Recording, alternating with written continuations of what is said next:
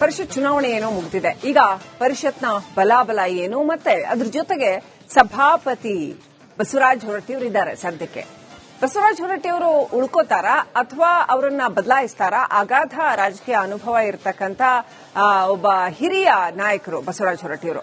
So ಅವರನ್ನ ಬದಲಾಯಿಸ್ತಾರಾ ಅಥವಾ ಇರ್ಲಿ ಪರವಾಗಿಲ್ಲ ಅಂತ ಉಳಿಸ್ತಾರಾ? ರಾಜಕೀಯ ಅಂದ್ಮೇಲೆ ಏನೂ ಆಗಬಹುದು.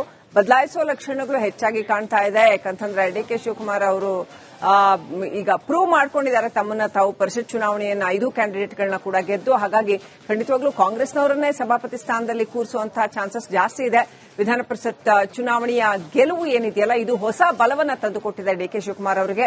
ಈ ಗೆಲುವಿನೊಂದಿಗೆ ಪರಿಷತ್ನಲ್ಲಿ ಕಾಂಗ್ರೆಸ್ಗೆ ಬಹುಮತ ದೊರೆತಂತಾಗಿದೆ. ಈಗ 5 ಅಭ್ಯರ್ಥಿಗಳು ಬಂದಿರೋದ್ರಿಂದ ಕಾಂಗ್ರೆಸ್ ಬಹುಮತದಲ್ಲಿ ಇದೆ. ವಿಧಾನ ಪರಿಷತ್ತಲ್ಲೂ ಕೂಡ ಈ ಬಹುಮತದೊಂದಿಗೆ ಸಭಾಪತಿಯನ್ನ ಬದಲಿಸ್ತಾರಾ? ಕಾಂಗ್ರೆಸ್ ಎಂಎಲ್ಸಿ ಅವರನ್ನ ಯಾರನ್ನಾದ್ರೂ ಸಭಾಪತಿ ಸ್ಥಾನಕ್ಕೆ ತರ್ತಾರಾ? ಸಿಎಂ ಡಿಕೆಶಿ ನೇತೃತ್ವದ ಸರ್ಕಾರ ಏನ್ ಮಾಡುತ್ತೆ?